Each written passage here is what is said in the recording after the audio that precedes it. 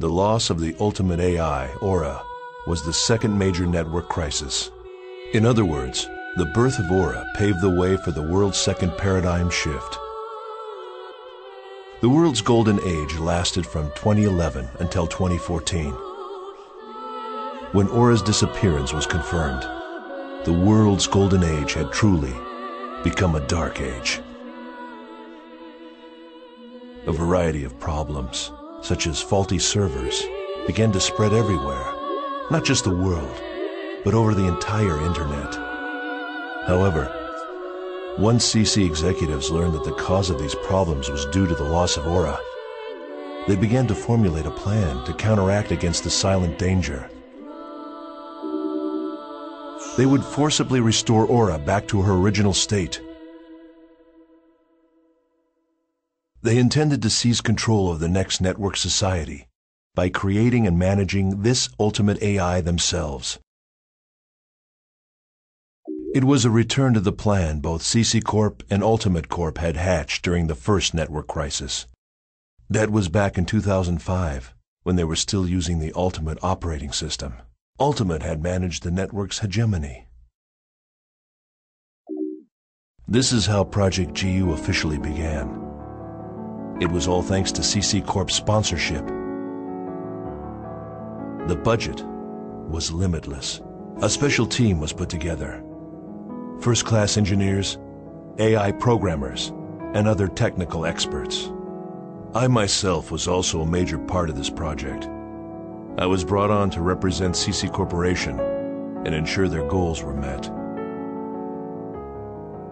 The project's overall objective was to restore Aura, and thus GU's RA plan began. The RA plan.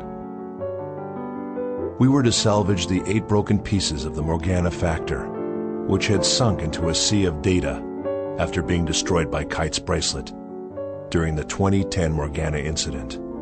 It was thought that by sealing each piece of Morgana Factor separately into character data, players could then take control of them, one at a time. There were precedents for this kind of strategy. The mind of a player known as Sora had attached itself to Skaith. And there was Maha, whose mind was thought to have adhered itself to the wandering cat-like AI, Mia. Of the people involved in Project GU, there was one man on the team who was absolutely invaluable. Jotaro Amagi, an elite mind who came to CC Corp at age 19 after working intelligence for the Ministry of Economy. For his age, he was truly a genius. Although Mr. Amagi and I were far from what you would consider friends, our complementary knowledge and combined abilities helped greatly to advance the project forward. We were the 2 essential wheels that kept GU rolling. Our age difference didn't matter, yet we would frequently clash in fevered arguments. For some reason, a strange mixture of feelings, respect, envy, and scorn, had begun to grow in my heart. Even so, Amagi and myself scoured the network, finally managing to find a single piece of the Morgana Factor. It was Magus, the factor for propagation.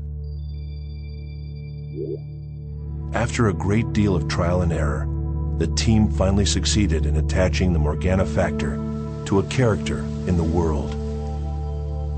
This completed prototype became known as an Epitaph user, so named for Morgana's 8 phases of the Epitaph. The one we completed first was called the Epitaph User of Propagation. However, no one involved in the project, not even myself or Amagi, could use one of these characters.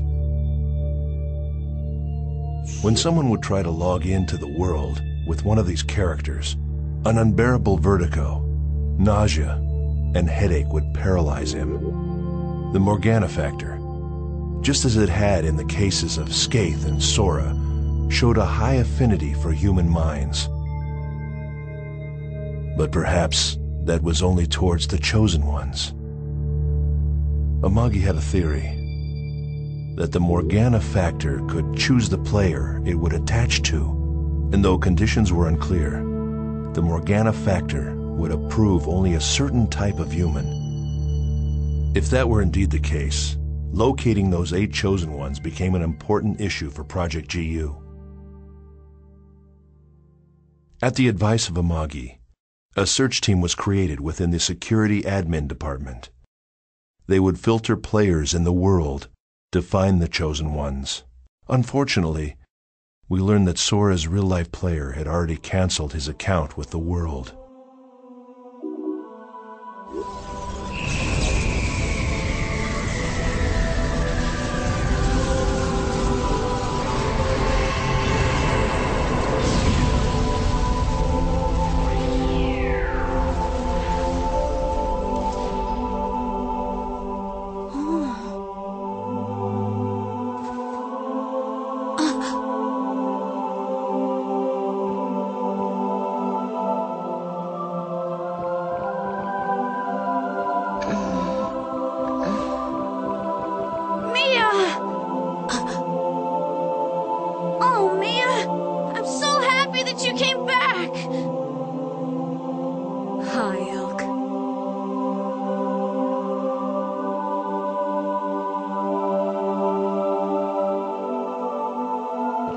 That's a unique bracelet. Can I take a look? Mia! Your memories, they're... Amagi and I continued our search for the other 7 pieces of the Morgana factor. Yes, of course. Skaith, Innes, Do you mean Fidel, you can't see this nice Gore, bracelet? Maha, Even Tarvos, if and you can't see it, as long Korbenik. as you know it's there. It's the Eventually, same. we discovered that the Maha piece had once again attached itself to the cat character Mia. We were able to extract it by destroying the cat character.